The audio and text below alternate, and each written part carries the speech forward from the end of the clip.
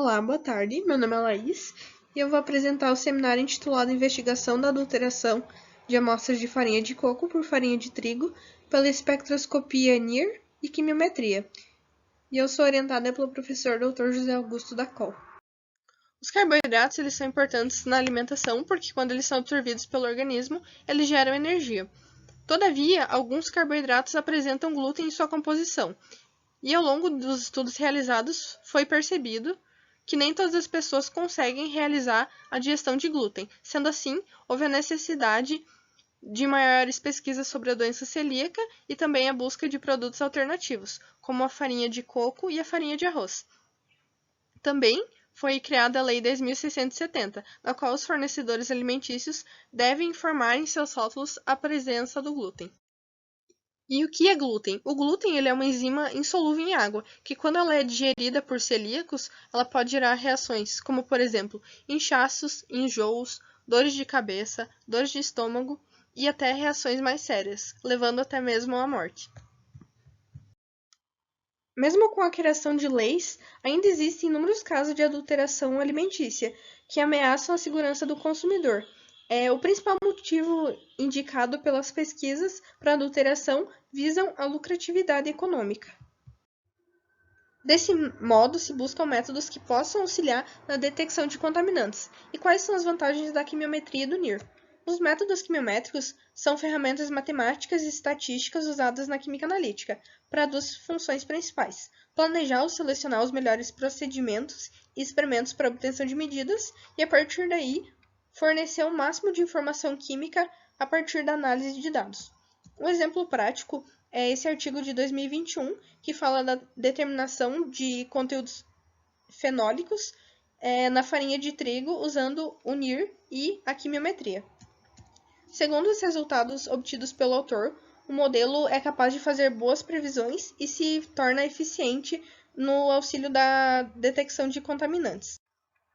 Outras vantagens do NIR é que ele é rápido, preciso, ele não é um método destrutivo da amostra e ele visa a química verde. Ou seja, como não há uso de solventes e reagentes, não há necessidade do tratamento desses resíduos, se tornando assim um método menos poluente. Com isso, os objetivos do trabalho são propor e desenvolver estratégias para adquirir dados da espectroscopia NIR e criar modelos quimiométricos. A partir desse modelo criado, aplicar nas amostras de alimentos compostos por cereais e farinhas. Para o preparo de amostras, foi utilizada uma massa de 3 gramas, com misturas de 20 a 50% do contaminante, onde foram realizadas homogeneizações das amostras no vórtex. A partir daí, essas amostras foram adicionadas à cubeta de vidro e levadas para análise do espectrômetro. O equipamento usado para análise foi o Shimadzu UV3600 Plus, com faixa espectral de 780 a 2400 nanômetros, com uma resolução espectral de 1 nanômetro, uma varredura e 1621 variáveis. Todos os cálculos foram realizados no MATLAB com o pacote PLS Toolbox. Os espectros foram obtidos no modo refletância e convertidos para pseudoabsorbância.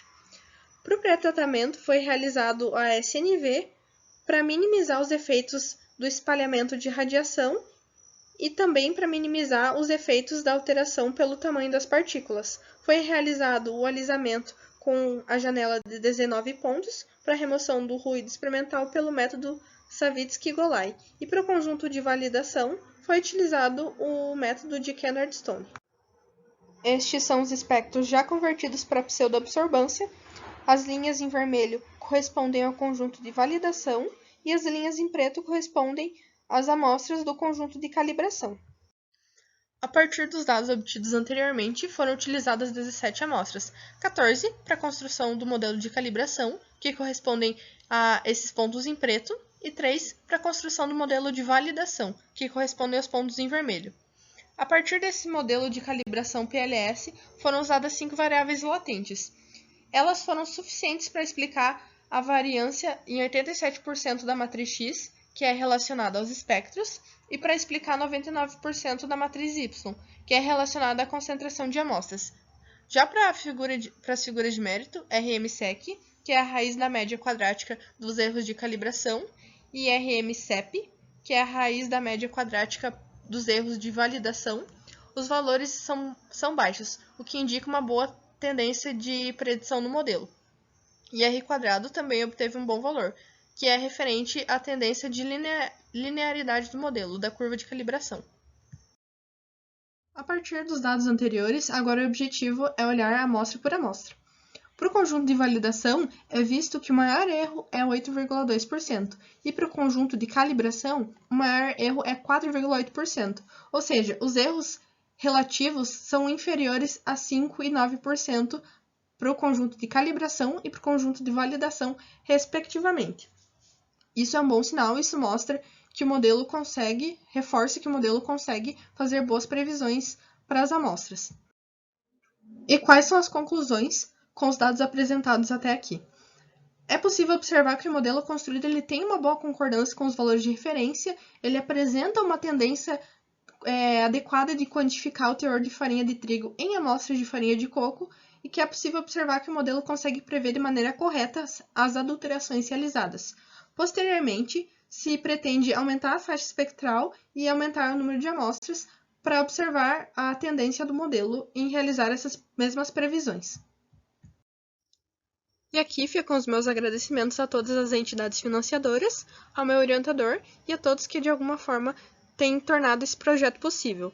Aqui eu deixo o meu e-mail e o e-mail do meu orientador para caso hajam dúvidas. Muito obrigada pela atenção de todos.